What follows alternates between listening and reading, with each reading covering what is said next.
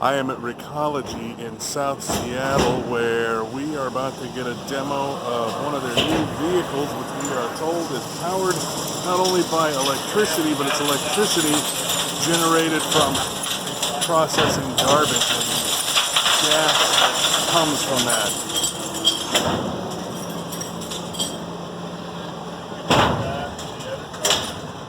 That's a point, correct. So every time this is doing this, you're using fuel, you're using more CO2 all day long in order to run the blade.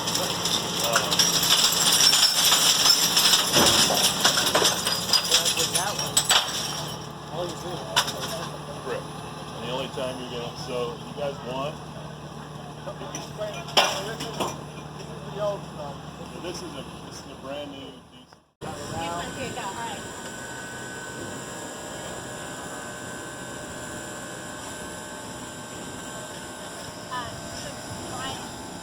And that's about the loudest it gets. The motors that run the movement of the cab or the movement of the blade in the back.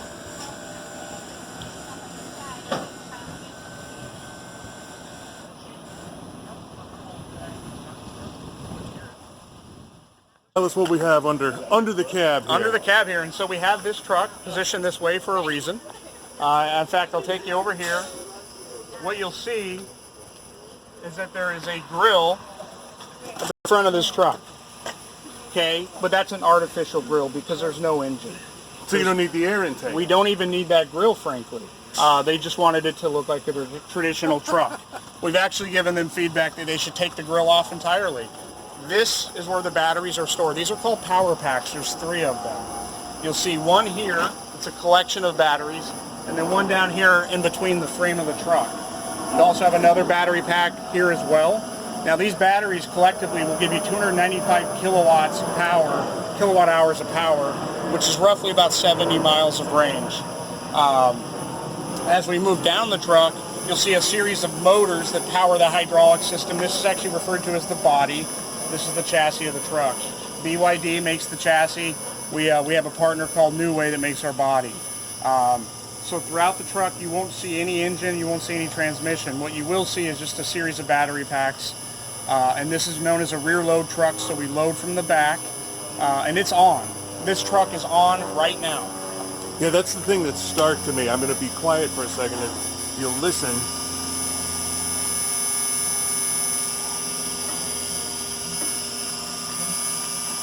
I mean, it's barely a hum.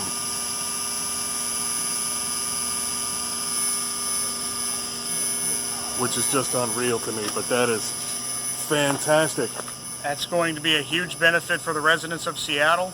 It's going to be a huge benefit for our drivers. It's a much better experience for everyone all around.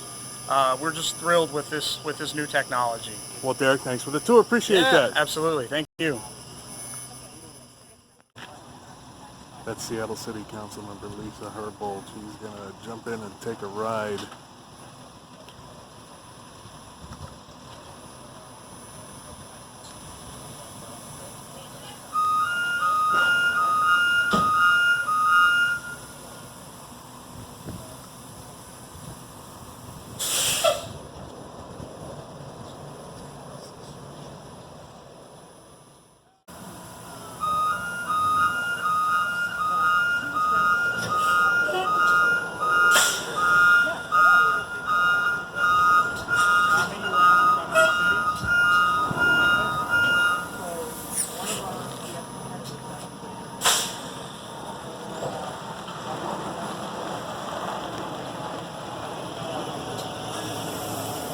Can you hear me now?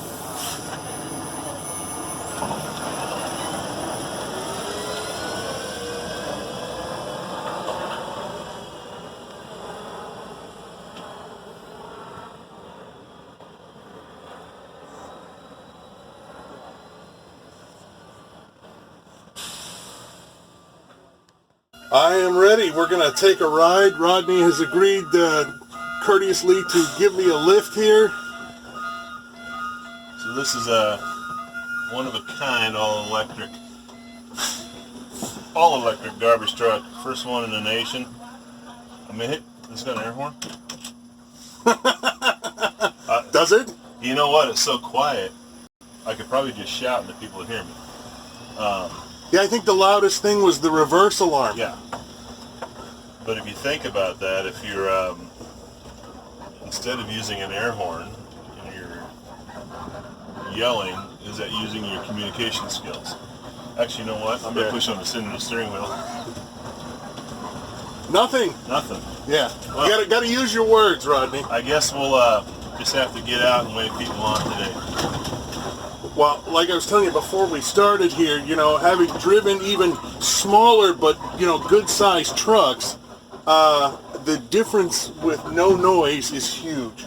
Because, I mean, I think about how much of my hearing I destroyed trying to listen to a radio over those loud engines, you know? Because I have to wear earplugs because I'm 70% deaf in my left ear. Let's do this. I'm just going to stop. Now, if you floor a normal garbage truck, diesel, whatever, it's going to roar. So we're just going to, I don't know if it's cool, but we're just going to do it. There's still no sound. Yeah, I mean, it's really just the hum of the electric motors, which is nothing. Right. So these railroad tracks are just, they really beat you up. So it's actually really smooth too.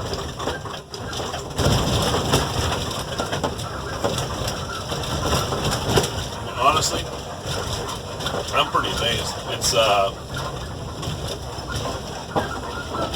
never thought I would say that about battery-powered vehicles in general, but as I age, when I'm looking at a newer vehicle, I'm looking at how quiet it is when I drive home after work, because my garbage truck's really loud. This would be awesome. I wish I could drive this home. What do you drive for your personal vehicle? Which one? What gets you back and forth to work every day? I have a commuter, which is a RAV4, Toyota RAV4, but the interior sound is really loud because it's an economy car. And then my older Tahoe, it's pretty quiet, and if the noise outside gets loud, it will, the exterior will increase for it and all that. But just this is pretty amazing. Yeah, I mean, I really can't get over how quiet it is. It's crazy. It's just unbelievable. I mean, you talk about the potential of not destroying any more of your hearing on the job. Because even with earplugs, if it's loud enough, you're going to do a little bit of damage. So if you drove trucks, you'll know that as we're driving down the road and then the fan kicks on, the pedestrians on the side of the road will plug their ears. Even a lot of times you're just driving by. So it'd be interesting to see if they see you coming and plug their ears out of habit and then realize they don't have to. because you're talking about the fan from the diesel engines, right? That keeps them cool, yeah? It's like I can hear this sweeper truck. It's louder than this truck, and it's up there.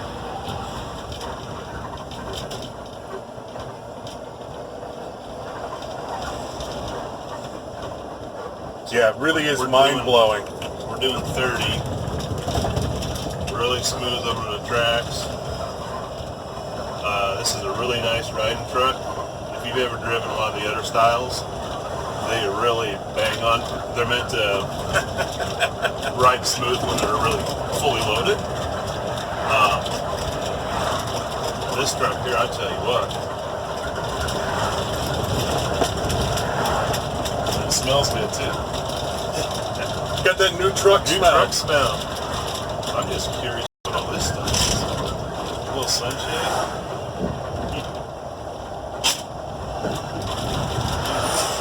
Now we know what the string is for. That's not an air horn. No, that's your shade release. Does it even have a horn? I don't think we found it.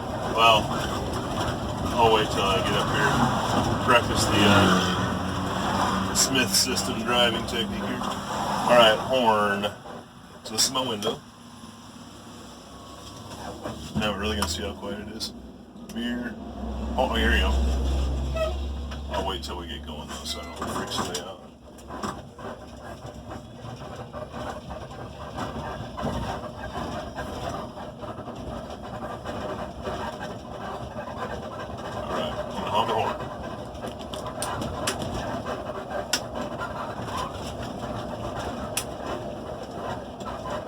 Or maybe not.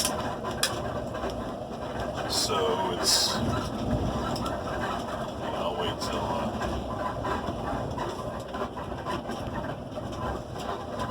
initial drag. Here's the horn. Honk honk. So, I don't feel like pushing red buttons while I'm driving. Not knowing what they're going to do. Yeah, because you're still getting to know this truck, aren't you? Yes, it's, I've always wanted to drive it. I would love to take it out and just zing through some cans. The speed, seriously, the speed of the blade and the toter flipper, and both of them combined is, it's, we always want everything to work fast, because then we can work faster. This truck, the way the blade and the toter work, the combine, is beautiful. That's exactly what you want. It's nice to get that straight out of the gate.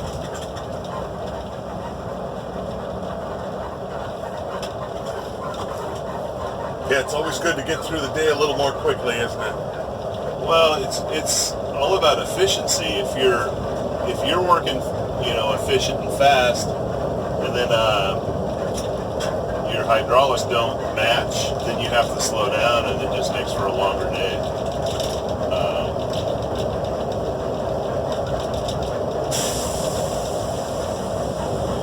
Well, in the case of these vehicles too, I mean, it obviously has more than enough battery life to get through a whole day, but you don't want it to be a situation where you run the risk of it running out along the way. If you're able to get through it more quickly, correct, you minimize that risk.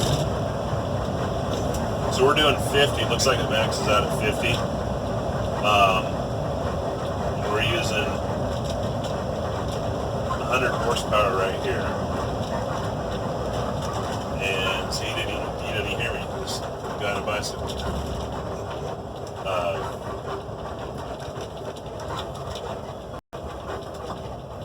Trying to reroll these.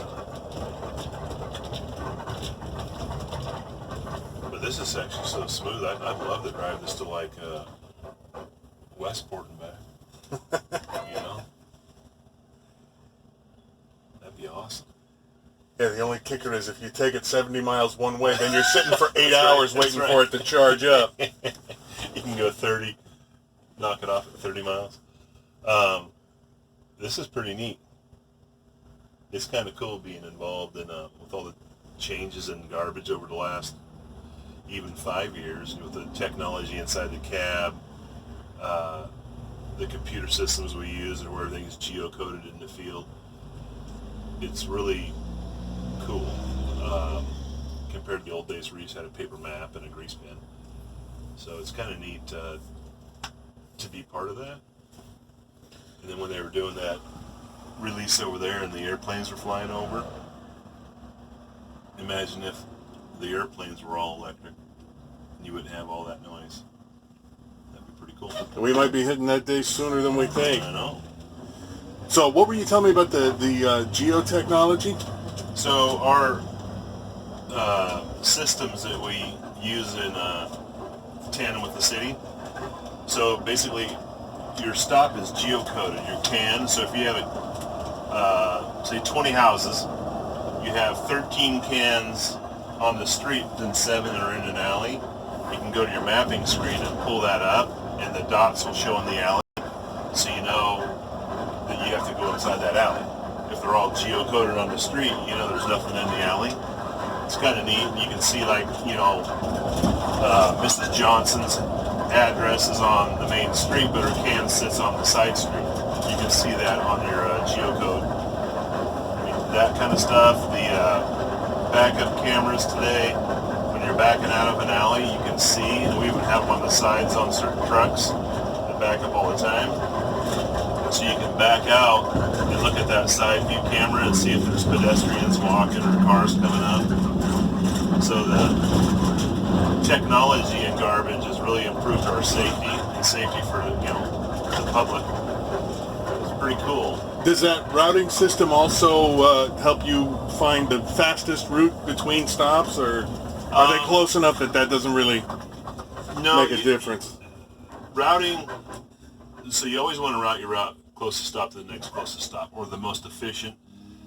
All kinds of stuff. This is so weird because you don't hear it. You think the truck died. you know what I mean? Yeah, I know exactly what you mean because I've been down that road. Yeah, I'm waiting to hear the diesel motor. So you want to run your route as efficiently as you can, and then you got to put in, like when I used to route routes, what time does this school start? Because you don't want to be in that area when the schools, all the moms and the buses are coming in. That kind of stuff. Traffic flows, you kind of get used for that, to where if traffic is out of that area, then you whip through there and knock it all out. So pre 7 o'clock, you want to hit an area that's really busy, because once everybody starts going to work, you can't get that street done. Plus, you're just going to hold them up anyway. Nobody likes that. So this is really weird that this truck is actually running right now. So pretty cool. The first news person, I think, to ride in this truck. All right, I'll take that distinction. So, there you go. Yeah, it just boggles my mind, again, having, driven those loud things, and, not just that, but you think about all the benefits of it aside from the noise reduction. I mean, you're talking about reducing at least 2 different kinds of pollution. Yeah. Plus, we're recycling. Right. And you're not using fuel. So if I burst a diesel tank, which I don't have an environmental spill. And that has happened. Like, say people T-bone us and you got all, whole 80 gallons of diesel on the ground.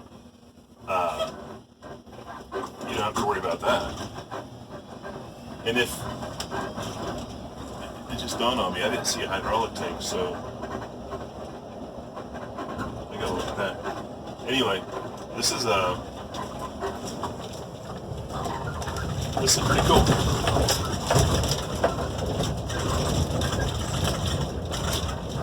Just the fact that you and I can talk in here, and my front loader, we'd be shouting. I actually think I'm shouting because I'm used to talking for the garbage truck. Well, and I'm already a notoriously loud talker, so every little bit helps. Not gonna lie, those train tracks aren't that much fun. But if you got in another truck, you would just be probably knocking my head on the ceiling. Yeah, it's awful. I actually think that if you're chewing on some Doritos over there, I could probably hear you.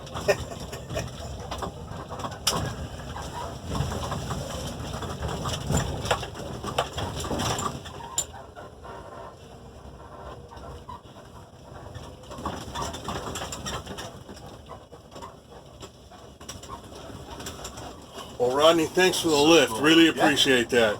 No problem. Watkins with Recology. Did you imagine you'd be driving the truck this quiet? No, never. It's amazing. I mean, talk to us about it. What do you feel like when you're working this one? So, if any of you guys were old enough, you can go back to the Jetsons, like a airplane car, that kind of stuff. That was like, you thought you were going to see that in your lifetime. Never did I ever think you're going to see an all-electric garbage truck in my lifetime.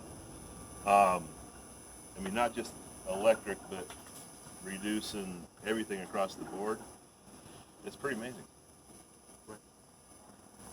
Rodney, what fuels this thing? Love. A lot of love from all the people that were involved in building it. It's electric, it's battery. And as you can tell right now, the truck is running. I don't know if you guys could hear that or not. It's fully electric garbage truck, first of its kind that I know of, and we got it right here in Seattle. So once again, we're leading the nation in being green. What do you know about where the electricity comes from? Because I understand it comes from a specific source. Well, we had kites last night, and it was powering it up. So the electricity, I'm going to use my little cheat sheet here. That is coming from the 295 kilowatts of iron phosphate batteries. I don't know how many they are, but from what I understand, it's a low center of gravity, so that's going to really improve the ride of the truck and turns and such. I don't know if that makes sense to most people, but the lower your center of gravity, the better your load. Yep. And one of the functionalities is all the same, right? Like everything Yeah, you works, still have. You it take. works like any other truck. It's a rear loader, so it's still going to have a blade, hydraulics, all that. You'll notice when you go to run your blade, there's a small hesitation as it powers up, as does a traditional diesel truck, but you don't really hear it. You're going to hear a little whine instead of a roar. And in fact, do you guys hear it now? That's what you hear. Just barely. Yeah. So I guess the perception of a garbage man is we're going to be pretty quiet. How long have you been driving trucks Trucks in general, or garbage trucks? garbage trucks, a little over 10 years. But trucks since I was a little kid. Have you gotten to like really get a feel of this thing? Have you broken it in yet? No, I asked about breaking it in, and I was told that baby steps. So, and that's in respect to the manufacturer.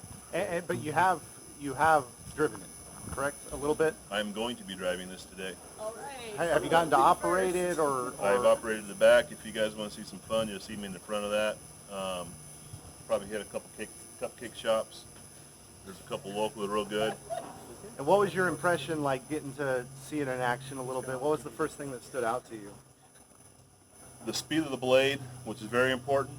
The speed of the blade in combination with the tippers, because for us, it's about being efficient. If you can drive the same speed, point A to point B. Once you get out of the truck, the way it moves when you're moving is how you pick up your efficiency. So if you're running the blade and getting the can and it comes back, the speed of the tipper, you can probably do 4 cans to 1 on a different type of style of truck. And that makes a lot more efficiency through the day. So 5 years ago, 10 years ago, if I told you there was going to be an all-electric garbage truck, what would you say? I probably shouldn't say that. You know, I don't think we even thought about it, to be honest with you. None of that was, automated trucks are starting out then where you can stand in the cab and push a button and the arm would come out. Nobody even fathomed this. So it's pretty neat. And what's the crew size needed for this? Crew size? Yeah, just you or? We prefer the 250 plus pounds. That way it's my truck. No, it'll still be one guy. It's on a commercial route. One guy resi route. So one person in the cab. Yep. So you mentioned the thing's more efficient. You can get more containers in. Does I that mean a personally longer feel- route, more stops? I personally feel the speed that's just running back there, it's a good clip. That's what you want to see. So if you notice when you're dumping the can, you got that bumpity bump going, so you're popping the can. If you have food waste, say from restaurants and such, in the bottom of that can, it's going to bump it all out. If it's a slow bump, you can't get it to pop out. So this right here would be great on the food waste route. But if you can do more, it means longer routes, more stops, right? No, it means more efficient stops. You get done earlier, you can plug that sucker back in. Well, that's another good question. How long does it last on a charge? I believe 70 miles, right around there. So in the city, I don't know if we're going to be doing that much. So it's going to be the longevity in the field. So if it goes like that, I think you can do a full route. Are you a believer yet, or do you need to get a few routes in with it? I think the smart choice would be for Recology to buy me one and have me do it in what I do here. It would be a great opportunity for the manufacturer and Recology. It's personally, if you guys think about this, imagine all the noise complaints, and you're driving through the neighborhood and nobody hears you. That'd be pretty cool. Thank you, sir. What about all of them? Well, actually, most of our trucks actually picked up both garbage, recycling, yard debris, food waste. They are cross-functional vehicles. This truck will be used in downtown. This truck will be used in the Capitol Hill area, Pike Place Market, Pioneer Square, Clear Alley program. You'll see it around town quite a bit, but it is the first Class 8. And when we say Class 8, That is the heaviest vehicle, according to DOT regulations, that you can find. First Class 8 rear load, 100% electric truck in the United States. And it's basically just plug it in? It's plug-in. There's no combustion engine. It has 70 miles of range. It has loads of batteries. We'll see here later. But it plugs in over here. We built a charging station at this facility. This is our truck yard in Georgetown. So these trucks will be charged here every day. It takes about 8 hours to charge. What do you feel are like 3 major advantages of this? Well, the primary advantage is to the residents, and that's primarily noise. So this truck is on. Everyone, we've actually had a diesel brought in to share the comparison between the noise level. And when we're in cities and downtown and folks are sleeping and we're there early in the morning picking up material, you won't hear us as much. So that's a big benefit. And then obviously an environmental benefit. This truck alone, just this truck, will save 60 metric tons of CO2 every year. So let's take a step back and realize we have 80 trucks in the city of Seattle every day, and that's only half the city. If you take that over 10 years, that's our contract term. That's roughly taking 13,000 cars off the road every year. That impact is substantial. When we look at the city's climate initiatives and goals that the councils have implemented and that the utility has pursued, that is a huge advantage to the city. We couldn't be here today without partnership from the city of Seattle, Mommy and the utility, Councilmember Herbold and the committee that this came from. This is really what it's about. So, do you feel like it will be more efficient? Like even just running the route and collecting garbage? Yeah. Waste? Well, look, this is a prototype. So we will actually have 2 permanent vehicles delivered later this year. This is our first prototype. We've had it for 2 weeks. It's been running. We've run it for about 300 miles now, and it's working. We actually ran it with a what we call a pack cycle, where we actually compress material. We ran it for 8 hours, and it only dropped 10% of the battery. So early indications are this truck is real, it's reliable, and it's something you'll see in the streets. So, is there, any doubt of this type of technology getting into commercial applications? I mean, obviously, the number one factor is it has to work. Yeah. Was there that sense of, it has to prove itself? Yeah, so this is a company that we have just started doing business with that has manufactured this vehicle. A company out of China named BYD. And BYD, once you start doing some research, is the number one battery manufacturer in the world. They have been at this for 30 years.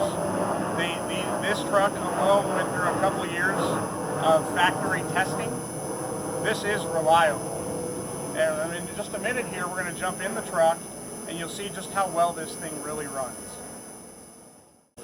Lisa Herbold. Okay, Councilmember Herbold, is the goal to have a fully electric waste collection fleet? Is that ultimately the goal? Yeah, I think we're trying to innovate here in order to see what works. Much of alternative energy has started with people seeing a need and that need creating the market. And I think that's what we're doing here. We realized that other cities were starting to experiment with converting their fleets to green fleets as it related to their garbage and recycling trucks, and we felt really strongly that we needed to move in that area. We've been converting our city fleets for city cars, and we've been working on that for years, and it's time to do that also with the vehicles that we contract work for as well. And we're also saving money with this contract. We're saving $5 million a year over a 10-year contract. From not purchasing fuel, essentially? Basically, that is the way the savings are being realized. So is it in the works to get more of these on the streets? I think it's really, again, this is a test, this is a prototype. This particular truck is the first of its kind in the nation. We're going to see how it works, but I'm confident that this is just the beginning. Okay, so what will you be looking for over the course of it sort of doing its thing to see, okay, this appears to be working. What do you need to see in order to think, we're going to move on with this and we're going to get more? I think we need to hear from the folks on the street that are doing the work that the trucks are functioning as intended. and that the garbage pickup is as efficient as we need it to be, and that there's that cost-benefit analysis that also sort of has a triple bottom line and is considering the environmental impacts as well. Okay. Councilmember, how many complaint calls do you get from residents about noise from waste collection trucks? We get some complaints. Yeah. It's not. I think it's one of those things that is not as much on people's minds as the issue of really wanting to see their city do more around climate change. I think that's really a strong motivator, not just for me, but for the public as well.